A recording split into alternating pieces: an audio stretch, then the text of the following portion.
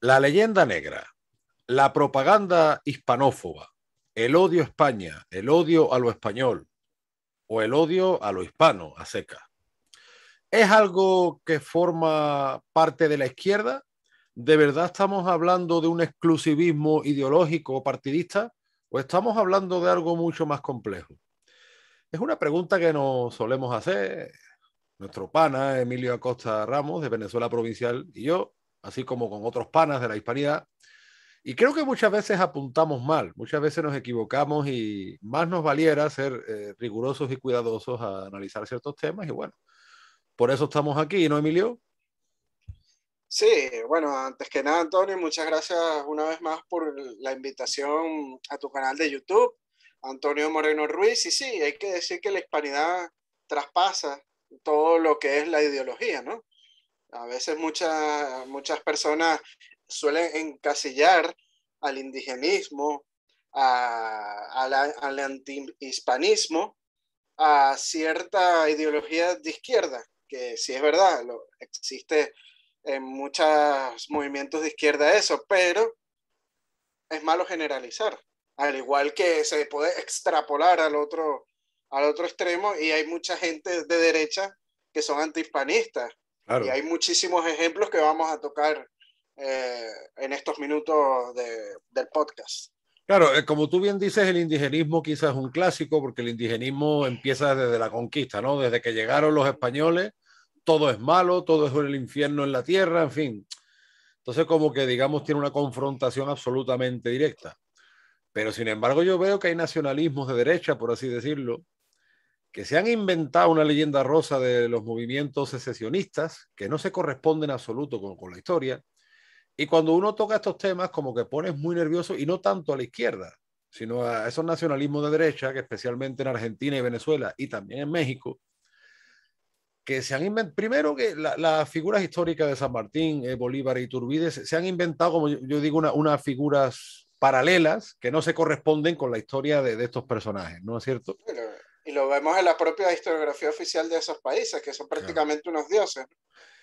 Exactamente, o sea, es un culto idolátrico. En México no tanto, porque en México sí hay más, la independencia de México fue un caso más peculiar, ¿no?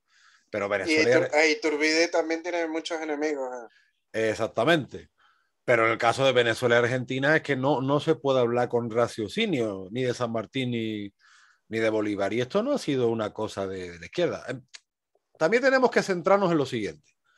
Los términos derecha e izquierda, ¿no? Que empiezan desde finales del siglo XVIII, además por la Revolución Francesa, por un mundo realmente que no es el nuestro, aunque Francia nos coja cerca, pero no es el nuestro, son términos convencionales que sí es verdad que durante los siglos XIX y XX, aunque van cambiando, los conceptos el concepto de derecha del año 1870 no es el de 1940, pero bueno. No, y lo vemos, hay un claro ejemplo en los Estados Unidos que antes el Partido Republicano y Demócrata eran Por ejemplo, totalmente diferentes, ¿no? O sea, por ejemplo. representaban prácticamente cosas distintas, más bien opuestas a lo que hoy en día son el Partido Demócrata y Republicano.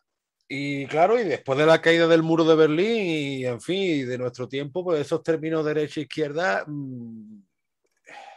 yo no sé hasta qué punto son certeros o estamos apuntando bien. Lo que pasa es que, claro, estamos ya acostumbrados a utilizarlos, es lo que hay, y tenemos que hablar para que se nos entienda, ¿no?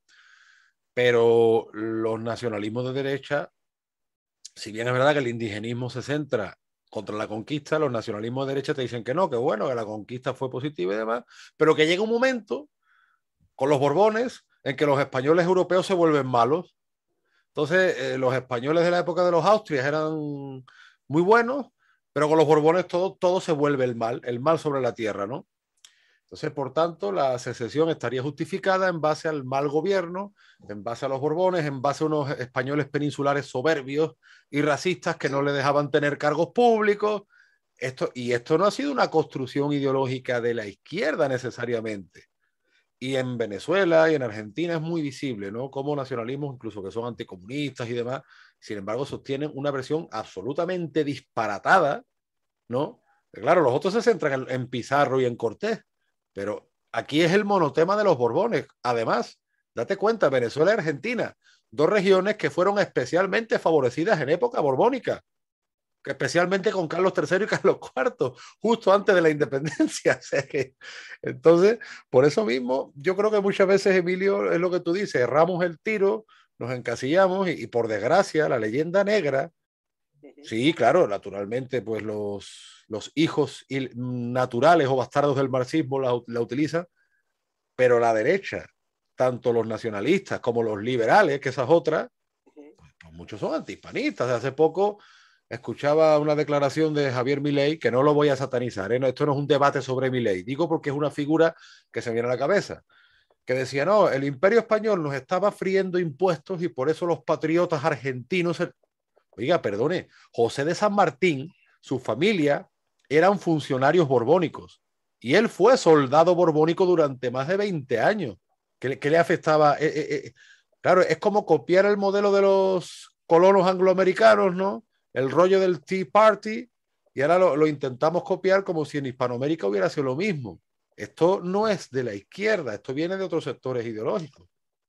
Qué bueno que nombres lo de Javier Milei, porque yo estuve hablando de ese tema con un amigo mío hispanista, Nicolás, le mando un saludo. Y, o sea, Milei es un político, hay que llamarlo de esa manera, y para ganar votos, pues algo que junta mucho votos es este nacionalismo extremista, ¿no? De que los patriotas, San Martín, la patria argentina, entonces, y más en la derecha, ¿no? Que es donde más se suele acercar Javier Milei, pero que me extraña mucho porque Javier Milei ha estudiado a los grandes intelectuales de la Escuela de Salamanca que crearon el capitalismo, eh, ha tenido contactos con la Universidad Juan de Mariana aquí en Madrid, ha leído al doctor Jesús Huerta de Soto, que habla bien de la monarquía, y también de Hans Hermann Hoppe, ¿no? Que también habla de la monarquía, ¿no? De que dice que la monarquía pues funciona mucho mejor que la democracia porque los reyes pues es como que el país es su propiedad privada y va a querer siempre lo mejor. En cambio, las democracias, las personas están un lapso de tiempo y van a buscar es su beneficio personal. Y así lo vemos. La mayoría de los políticos en Hispanoamérica llegan a robar. No, bueno, en España. Y en España también, claro, por supuesto. Claro, pero además que es que volvemos a los mismos conceptos, encasillamiento. O sea, que la democracia, como la entendían los griegos, no tiene nada que ver con un sistema de partidos políticos, que eso es un refrito de británicos y franceses que en nuestro mundo, pues, en fin, ha salido como el rosario de la aurora, ¿no? Lo que te digo que no es un tema exclusivo de Milei. Yo también le he escuchado barbaridades antihispanistas a Gloria Álvarez, que se define como libertaria. Hay un individuo que no me gusta nombrar mucho, pero aquí no tengo más remedio, como es César Vidal, que ahora va de derecha religiosa americana y está diciendo atrocidades y mentiras continuamente contra España, siendo él español.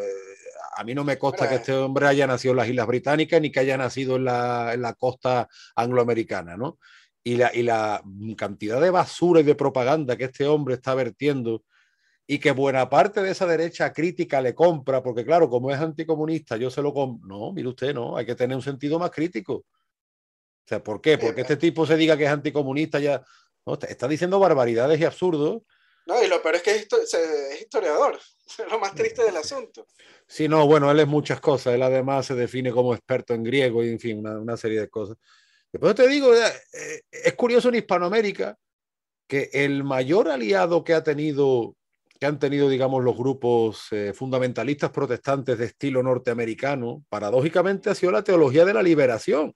La teología de la liberación, que es una infiltración comunista en la Iglesia Católica. Sí, los jesuitas se contaminó mucho de esa Bueno, pues, ideología. Emilio, tienen exactamente el mismo discurso histórico hispanófobo que el que pueda tener un fundamentalista protestante norteamericano. Exactamente el mismo. Bueno, porque su enemigo es el mismo. Sí, vemos el caso de Tucker Carlson, ¿no? Que es un comentarista político de la cadena Fox, que es muy conservador, muy de derecha. Claro. Y sugirió hace poco que España debía devolver el oro a los países hispanoamericanos, ¿no? No, por la caravana. Sí, por lo que los males de los emigrantes hispanoamericanos a Estados Unidos, la culpa es de España. Y Claro, que sí, tienen por que devolver el oro. la caravana de los emigrantes centroamericanos, pues, como te digo, parece ser que es que España es el comodín de los males del mundo. Decimos, la culpa la tiene España, la culpa la tienen los españoles y así quedamos bien. Y muchas veces nos centramos en que esto es culpa de la izquierda. No, no, es que mire usted, es que desde la derecha, y no de ahora, sino como tú bien decías, desde el siglo XIX. Pero fíjate, Emilio, ¿dónde llega el tema? Hasta Donald Trump, por ejemplo, dando un Sí, discurso una vez por la independencia de Cuba, no, que Cuba se liberó del colonialismo. Oiga, pero si fue Estados Unidos en 1898 quien invadió las provincias españolas de Cuba y Puerto Rico. ¿De qué se liberó Cuba? Si es que Cuba desde el 1898 no ha conocido un minuto de libertad. Aun siendo, con todo y con eso, hasta 1959 Cuba era muchísimo más próspera que sus sí. vecinos, o incluso, hombre, también emergieron Argentina y Venezuela en ese siglo con muchísima fuerza, ¿no? Pero entonces, claro, ¿de qué estamos hablando? Otro gran hispanófobo, que tampoco era necesariamente de izquierda, fue Sarmiento, el famoso argentino Sarmiento, que hablaba de exterminar a los indios y los negros tan tranquilamente. Y Sarmiento no era, es un hombre del siglo XIX, pero no era ningún Bueno, comunista, ¿eh? y la derecha en Venezuela es bolivariana totalmente. Vemos el caso de Henry Ramos Ayub cuando llegó al Congreso, a la Asamblea Nacional de Venezuela, quitar el cuadro de Simón Bolívar que hicieron los chavistas, ¿no? Con una reconstrucción facial. Lo quitó, pero puso otro de Simón Bolívar, ¿no? Sí, claro, al final es...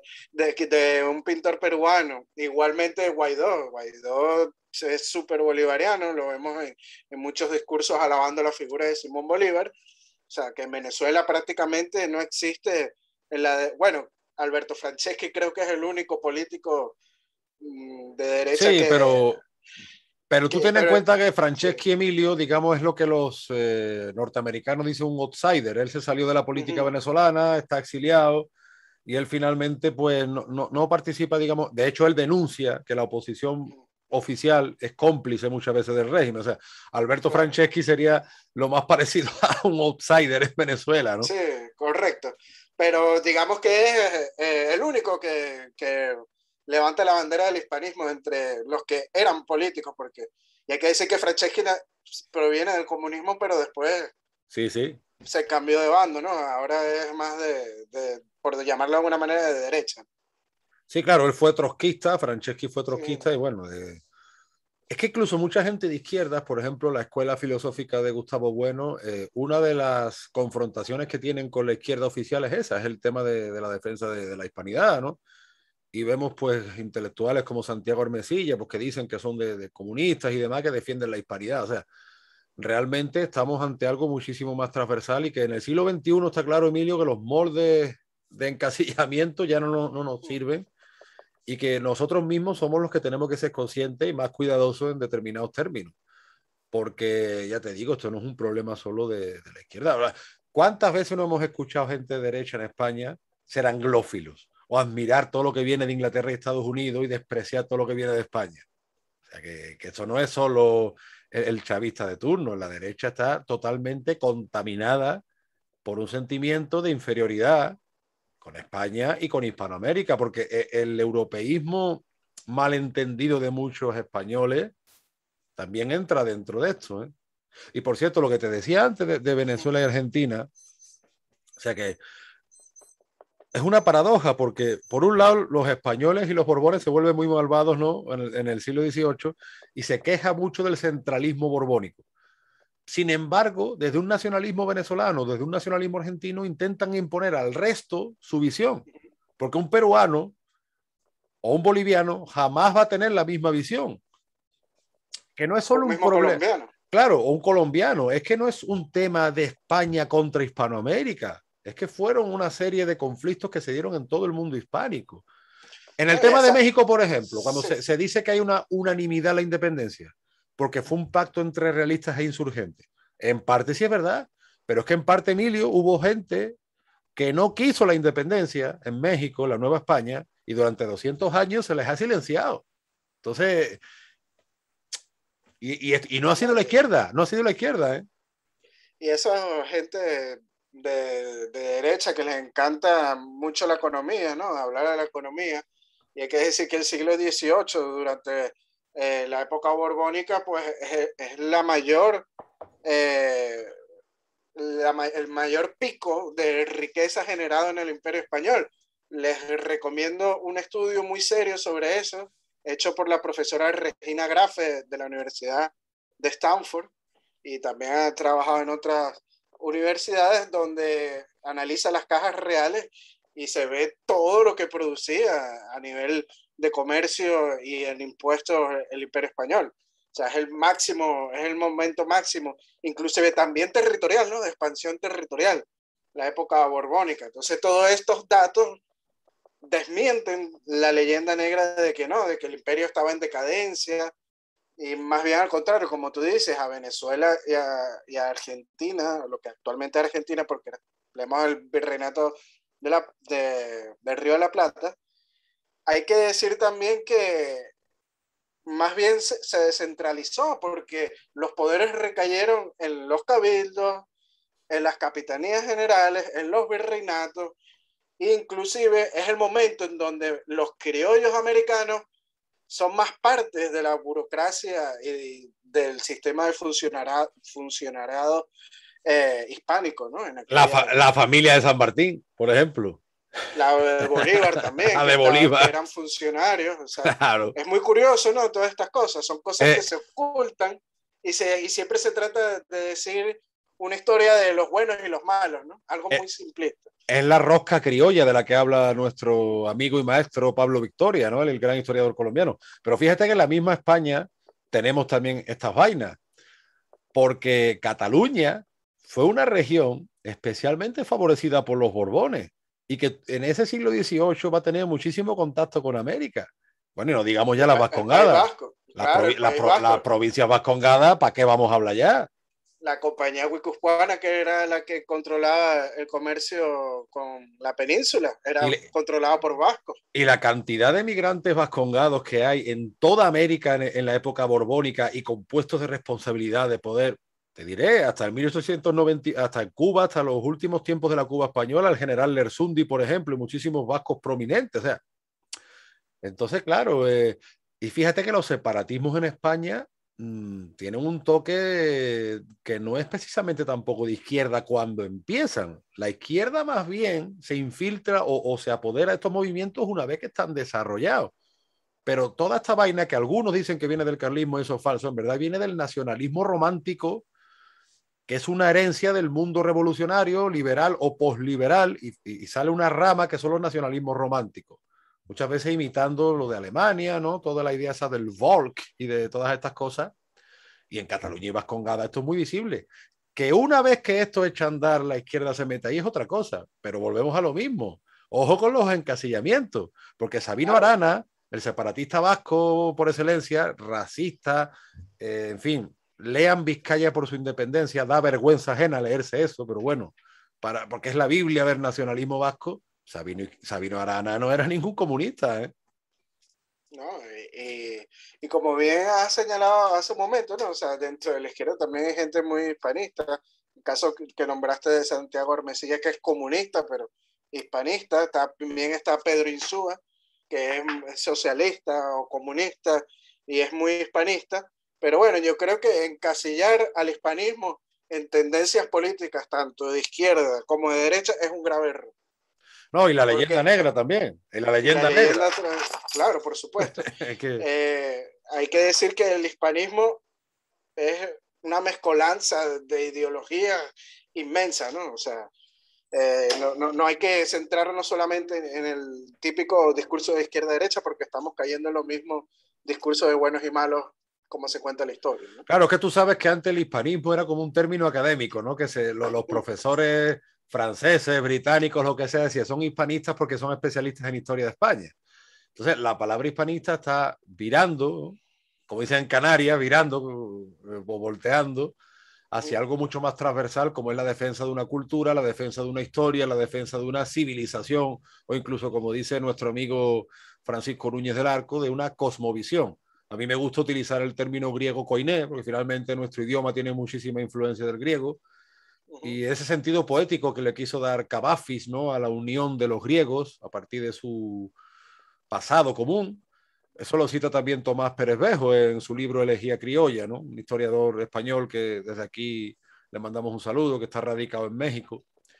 En fin, es eso, Emilio, estamos hablando de temas complejos y la verdad que yo creo que simplificamos demasiado si decimos que la leyenda negra es un tema de izquierda. Bueno, yo siempre le recomiendo, sobre todo a los seguidores de Venezuela Provincial y a mis amigos, siempre le digo, de cada historiador, de cada filósofo que escribe sobre el hispanismo, siempre cojan las cosas con pinzas, porque no toda la idea de que tenga un historiador o un filósofo sobre el hispanismo o en contra de la leyenda negra es lo correcto.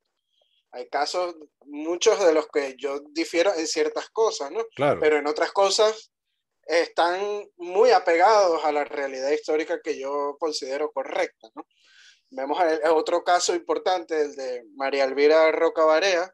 Ella en su libro de Imperiofobia y Leyenda Negra, ella se considera socialista, o sea, su familia era del PSOE, ella formó parte del PSOE, ¿no? O sea, de la izquierda, inclusive en su familia también formó parte su padre o su abuelo, no me acuerdo quién, en la masonería, ¿no? O sea, cosas que si nos ponemos a ver, o sea, no hay que encasillarnos No, claro. en la defensa de Es la más, hispanidad. yo, por ejemplo, con María Elvira Roca Barea difiero unas veces de sus interpretaciones sobre la época borbónica, por ejemplo, también, ¿no? Y sin embargo, no entiendo que su libro es súper válido, o sea, no, Claro, por supuesto. una cosa no quita la otra.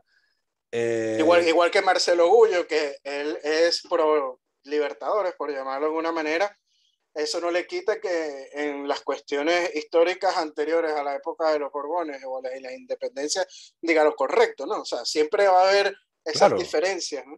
claro, finalmente tenemos que tratar estos temas como una gran familia que somos y pues dejarnos de que esto es de derecha, esto es de izquierda, porque ya esos términos no sirven, no sirven y cada vez están estorbando más. Y yo digo, Emilio, que estamos mal, pero hay algo que va bien. Porque si te fijas, por ejemplo, este pasado 12 de octubre, en prácticamente todos los países de Hispanoamérica y en la propia España, se está celebrando la hispanidad. Habrá más o menos gente, pero ojo, hace 5 o 10 años no había nadie, o casi nadie. Y ahora en Perú, por ejemplo, los amigos de la asociación Dionisio Inca Yupanqui, con otros, ¿no? Con los Patriotas del Perú y otras asociaciones, hombre, han hecho una defensa de la estatua de Colón con el baile de la marinera, un baile que a mí me recuerda mucho a la sevillana.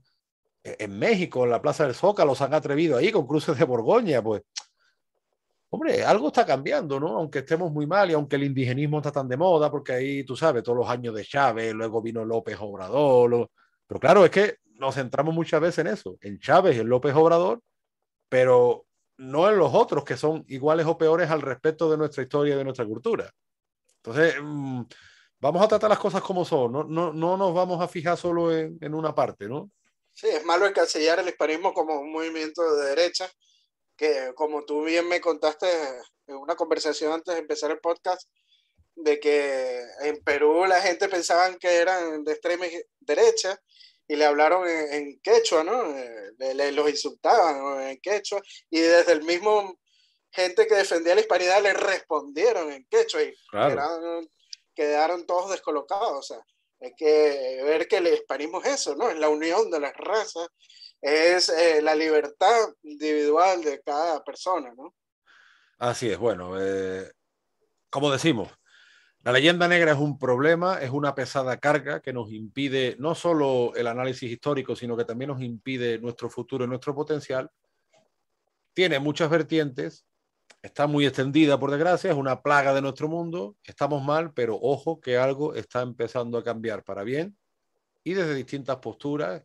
Y yo creo que lo suyo es ir uniendo fuerzas, sobre todo porque nuestra cultura, Emilio, nuestra historia tiene eso, tiene muchísima fuerza, muchísima potencia. Entonces, yo creo que el siglo XXI cada vez más nos va a empujar hacia eso, hacia que lleguemos a esa conciencia, a esa coiné de querer esa unidad, porque todo apunta a grandes bloques geopolíticos. Entonces, una de dos, o establecemos esos lazos que luego sean materializados en política, economía, etcétera, o al final seremos presas de otras potencias. Porque el mundo, tal y como lo concebimos, hasta el muro de Berlín y demás, eso ya no tiene vuelta atrás. Así que vamos para adelante, ¿no? Vamos mejor para adelante Sí, estamos en nuevos tiempos, ¿no? Y como yo bien dije hace un rato, hay que saber escoger con pinzas qué es lo bueno y qué es lo malo, porque el mundo no es blanco y negro. El mundo es multipolar, de muchos colores, ¿no? Es una paleta toda llena de colores. Entonces, siempre definirnos en malos y buenos, pues yo creo que dista mucho de la realidad y sobre todo en temas históricos. Bueno, pues este vídeo que hemos hecho es un vídeo, yo creo que está de autocrítica, ¿no? Que no, que Ujú. está de más. Y como siempre, un placer charlar con nuestro pana Emilio Acosta Ramos de Venezuela Provincial. Por cierto, tanto Emilio como el canal mío de Antonio Moreno Ruiz estamos teniendo cada vez más seguidores y suscriptores. Muchísimas gracias. Síganos por las redes sociales. Sigan a Emilio cuando se pelea con el resto del mundo. Yo ahora estoy menos peleón porque la verdad que estoy más cogido de tiempo, pero bueno, después al final me acabo peleando también. Pero bueno, no pasa nada. Son las cosas del directo, ¿no, Emilio? Así es, pero bueno, te quiero dar las gracias por ayer conseguirme la entrevista con Franca Sorla, que hice la entrevista y después se me pasó darte las gracias de la No, entrevista. hombre, tranquilo. Te lo digo aquí ahorita en este podcast que estamos grabando, que fue espectacular la entrevista con Frank, la subiremos esta noche. Y bueno, recordarle también a los seguidores tanto de Antonio como los de Venezuela Provincial que si quieren ser mecenas de nuestros proyectos pueden hacerlo a través de nuestra página en Patreon, ¿no? Con apenas solamente 1 euro ya nos están ayudando tanto a Antonio como a Venezuela Provincial en nuestros proyectos de investigación histórica. Patreon Venezuela Provincial, Patreon Antonio Moreno Ruiz, un saludo para nuestro mecenas Borja Ares, le mandamos un fuerte Un abrazo fuerte abrazo. y nos vemos la próxima semana con otros temas. Tenemos un vídeo preparado, o sea, preparado, perdón, me refiero, ya ideado para realizar con nuestro amigo el puertorriqueño Samuel Rosario Resto de Puerto Rico, provincia de Ultramar. Así que seguimos en la brecha. Un fuerte abrazo, mi pana. Un fuerte abrazo hasta Sevilla, Antonio. Hasta pronto. Chao, chao. Adiós.